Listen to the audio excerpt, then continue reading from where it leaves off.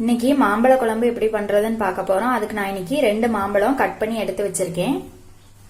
மசாலா அரைக்கிறதுக்காக ஒரு 4 table spoon போல தேங்காய் துருவல், கொஞ்சமா வரமிளகாய், காரத்துக்கு ஏற்ற மாதிரி நீங்க எடுத்துக்கோங்க.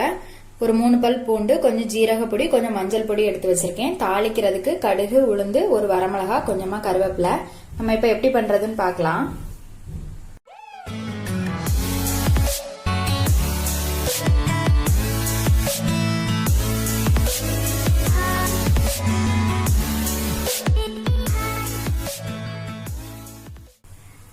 அடுப்பு பத்த வச்சு மண் சட்டி வச்சு அதுல தேங்காய் எண்ணெய் விட்டுருக்கேன். இப்ப இதுல தாளிக்கிறதுக்கு உளுந்து, கடுகு போட்டுக்கலாம்.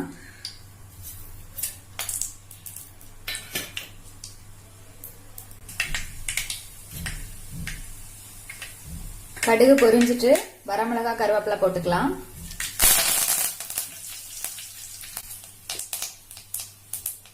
மாம்பழம்,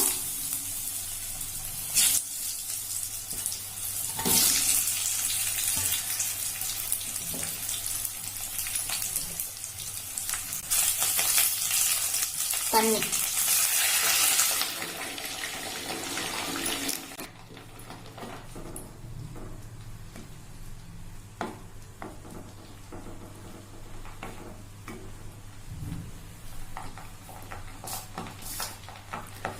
மாம்பழம் கொஞ்சம் வேகட்டும். நம்ம அதுக்குள்ள மசாலா அரைச்சிக்கலாம்.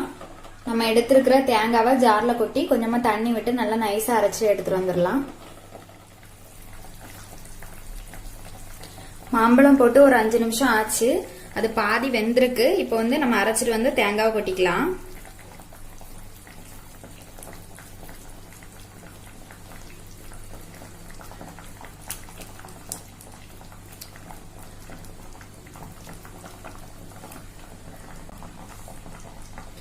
ஜார் அலசி கொஞ்சம் தண்ணி விடுறேன்.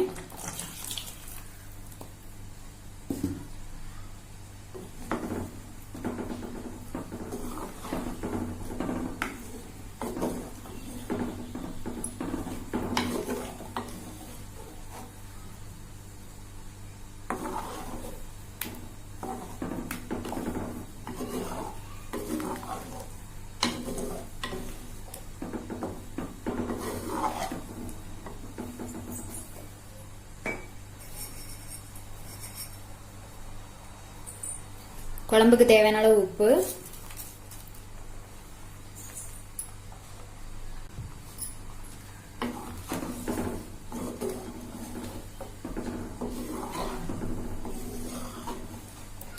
எனக்கு இந்த அளவு தண்ணி போதும். உங்களுக்கு எக்ஸ்ட்ரா வேணும்னா கூட கொஞ்சம் ஊத்திக்கோங்க. இது நல்லா கொதிக்கட்டும்.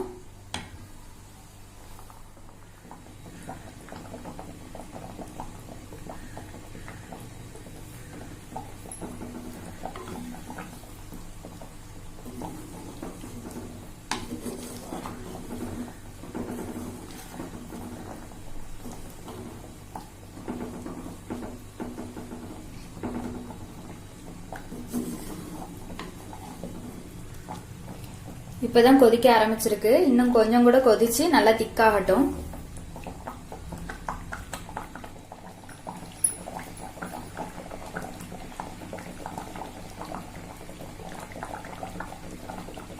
குழம்பு நல்லா கொதிச்சு கெட்டி ஆயிடுச்சு. மாம்பழம் வெந்தாச்சு, எண்ணெயும் பிரிஞ்சு வந்துட்டு.